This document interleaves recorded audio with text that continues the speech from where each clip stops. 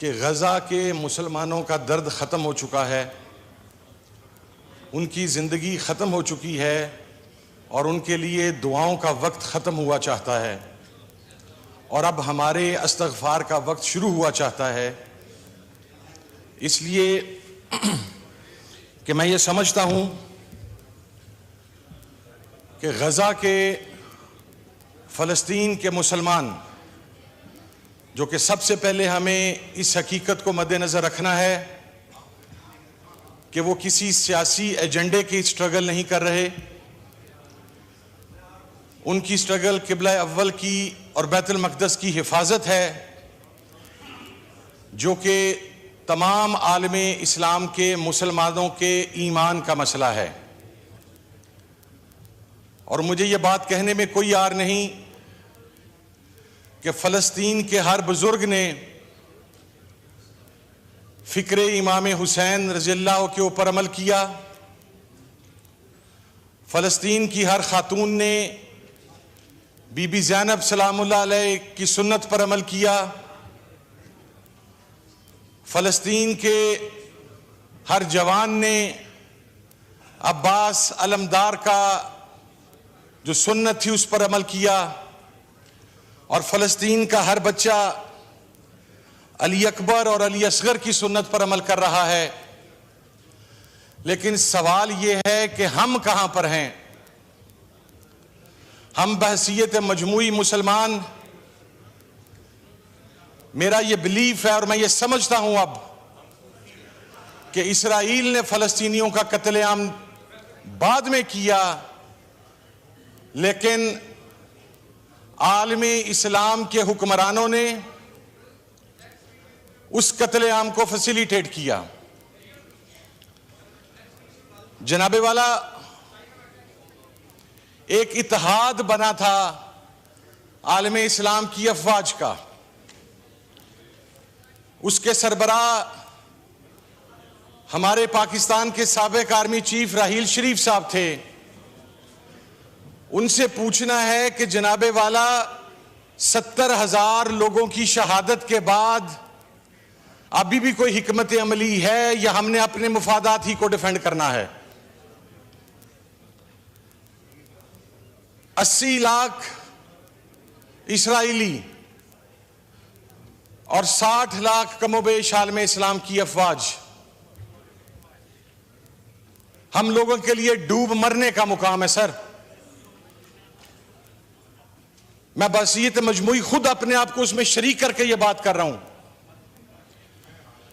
कि सर, जब वो तस्वीर देख रहे हैं, जब वो वीडियोस देख रहे हैं, जब वहां से आने वाले इमेजेस देख रहे हैं, तो वो बर्दाश्त नहीं होते मुसलमान होने की नाते से। और जो उम्मत का कॉन्सेप्ट है, ये तो अल्लाह के नबी सल्लल्लाहु अलैहि वसल्लम ने खातमुन नबीय्यीन ने दिया। लेकिन आज हम कहां हैं सर? आज पूरा आलमे इस्लाम कहां है सर? आज हम तो हमेशा ये समझते रहे, और होना भी ऐसा चाहिए था, कि हमारी तमाम इस्लामी ममालिक के अफवाज के जो सपा सलार हैं, वो तो हजरत खालिद बिन वलीद के जानशीन बनते, वो हजरत उमर फारूक के जानशीन बनते, वो हजरत इमाम हुसैन रिजवानुल्लाह ताला अलैहि मजमईन के जानशीन बनते, वो सलाहुद्दीन अय्यूबी के जानशीन बनते। लेकिन अफसोस कि हम खामोश हैं सर। अक्टूबर 2023 से शुरू होने वाला मैसेकर, ये तो होलोकास्ट को पीटते हैं सर।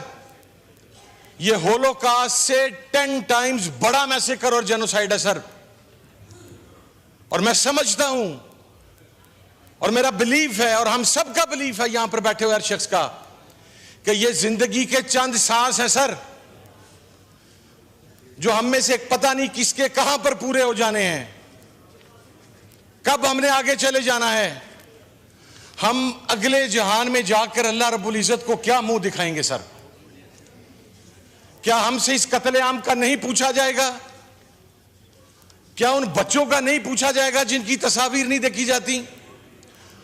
और वो अल्फाज एक बुजुर्ग के, मैं वो अल्फाज सुन के कांप गया जब उसके 4 बच्चे सर शहीद हुए, जो 4 से 9 साल के दरमियान थे, और वो ये कह रहा था कि बेटा जब तुम अल्लाह की बारगाह में पेश होगे तो अल्लाह के नबी से कहना कि हमने तो किबला अव्वल के लिए अपना खून दे दिया, लेकिन आपकी उम्मत खामोश रही और आपकी उम्मत हमारे इस कत्ले आम की जिम्मेदार है।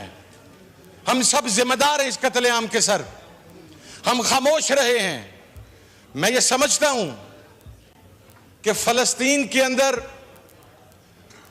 शहीद होने वाला एक एक बच्चा, एक एक शहीद, खुदा की कसम सर हमारे पूरे आलम इस्लाम की जितने जर्नैल हैं उनके सीनों पर लगे हुए तमगे, उनके शोल्डर्स पर लगे हुए स्टार्स, उस शहीद के कदमों की खाक उन स्टार्स और उनसे ज्यादा है सर।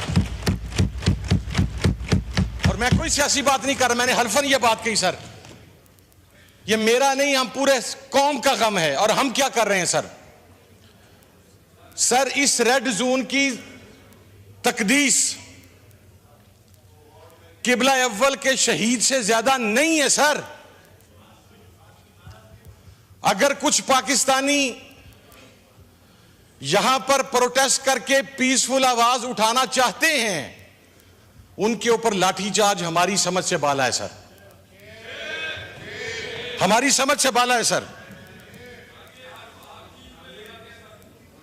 सर मैंने हल्फन ये बात कही है जनाब स्पीकर आपसे मुखातिब होकर कि मैंने हल्फन ये बात कही, मैं सियासत नहीं कर रहा सर। अगर कोई भी करेगा तो मैं उस पर सर, मुझे कहेंगे मैं लाख मर्तबा लानत भेजता हूं, अगर मेरी हुकूमत भी करेगी तो मैं भेजूंगा सर। लेकिन सर इसका सवाल किसी से तो लिया जाना है कि PSL के मैच में आप फलस्तीन का झंडा ना उठा सकें, आपकी गाड़ी के ऊपर फलस्तीन का झंडा हो तो वह सिक्योरिटी जोन में ना दाखिल हो सके, वहां पर बच्चे कट गए, लाशें गिर गईं। चाहिए तो यह था कि हमारी रियासत तमाम स्टेक होल्डर्स को इकट्ठा करके को मौकफ इख्तियार करती, और हम छोटे छोटे ममालिक को रिलीफ देने के चक्कर में पड़े हुए हैं सर। मैं उस APC का भी सर मैं जवाब दे देता हूं। APC के अंदर जब आप तमाम लोगों को अक्रॉस द बोर्ड बुलाएंगे तो फलस्तीन के ऊपर हर एक आएगा सर, लेकिन अगर जाती नापसंद और पसंद की बुनियाद पर बुलाएंगे कि कोई वहां पर क्रिटिसाइज करता है, मुझे सर एक हमारी रियासत का ऑफिशियल मौकफ, ये जो ताजा मैसेकर हुआ है उसके ऊपर क्या है सर? अभी तक खामोश है सर। मैं अफवाज पाकिस्तान के मौजूदा सरबराह से यह कहना चाहता हूं सर, चीफ साहब आप हाफिज कुरान हैं, आप हमें कुरान पाक की आयत से खवारिज के बारे में बतलाते हैं। आप यहाँ की बात करें, आपको पता है जुडिशरी आर्म्ड फोर्सेस को डिस्कस करना नहीं तो छोड़ सर। मैं डिस्कस नहीं कर रहा, मैं एक रिक्वेस्ट कर रहा हूं सर। दूसरा सर मैं रिक्वेस्ट कर रहा हूं। दूसरा मैं आपको एक और बात बता दूं, कोई मनपसंद लोगों को उसमें जो सिक्योरिटी कॉन्फ्रेंस उसमें नहीं बुलाया था। लिस्टें आप लोगों ने अपनी दी थी, हर जमात ने अपनी लिस्टें खुद दी थी, किसी को इम्पोज नहीं की के इजलास में। उसमें दो है ना, एक तो हमारा ये था दहशतगर्दी का, जो मैं उसकी बात कर रहा हूँ, उसमें तो सब ने, आप लोगों ने अपनी लिस्ट दी थी, हर जमात ने अपनी लिस्ट दी थी, कोई किसी पे इम्पोज नहीं किया गया, मनपसंद नहीं थी कोई। नहीं सर, उस पे फलस्तीन नहीं था एजेंडे के ऊपर सर। नहीं, वो एक एजेंडा था फलस्तीन पे। एक हो चुकी है रेजोल्यूशन पास 24 मार्च को शायद, मैं वो अगर रिपीट सुनवा दूं तो शर्मिंदगी होगी। नहीं सर, शर्मिंदगी 2 दफा यहाँ से नो हुआ था उसके ऊपर सर, मुझे किसी चीज की शर्मिंदगी नहीं। 2 दफा आप लोगों ने, मैंने कहा कि गलती हो गई होगी, फिर से करता हूं सर। मैं फिर से कहा, फिर से मेरी अर्ज सुन लें सर। तो इसलिए कन्फाइन योरसेल्फ टू, और अगर फलस्तीन का झंडा रेड जोन में नहीं आ सकता तो आज फलस्तीन पे हम डिस्कशन कैसे कर रहे हैं हाउस में? सर ये मैं आपका मशकूर ये भी रेड जोन, आपने मौका दिया सर। मैं रेड जोन की तस्वीर आपको दिखाता हूं सर परसों की। हम कॉन्सेंट्रेट करें, जो मकसद है हमारा, जो हम रेजोल्यूशन लाना चाहते हैं उनकी बात कीजिए सर। मैं डी चौक की आपको परसों की तस्वीर अगर आप हुक्म करें, मैं आपको क्या कह रहे हैं कि डी चौक में फलस्तीन का झंडा नहीं ला सकते? नहीं ला सकते सर। यहाँ तो फलस्तीन की डिस्कशन हो रही है, तो डी चौक का दिल है, खुदा का खौफ करें यार। जी आप बात कीजिए। Go into the detail sir. मैं सर मैं प्रिंसिपल के ऊपर आता हूं सर बहसियत उम्मत सर मैं बस सर वाइंड अप कीजिएगा। जी सर मैं वाइंड अप की तरफ जा रहा हूं सर मेरी रिक्वेस्ट ये है कि पाकिस्तान फौरी तौर पर एक कदम आगे बढ़ते हुए OIC की हंगामी कॉन्फ्रेंस पाकिस्तान के अंदर बुलाए और पूरा आलम इस्लाम इकट्ठा होकर पूरा आपकी पूरे इस्लामी ममालिक की आवाम आपके साथ है सर, वो फौरी तौर पर इकट्ठा होकर इसराइल को अल्टीमेटम दिया जाए कि अगर आप ये जेनोसाइड बंद नहीं करते तो फिर तमाम ममालिक के अंदर जिहाद का फतवा तो जारी हो चुका है सर, तो फिर तमाम आलम इस्लाम मिलकर जिहाद का ऐलान करे। ये और अगली चीज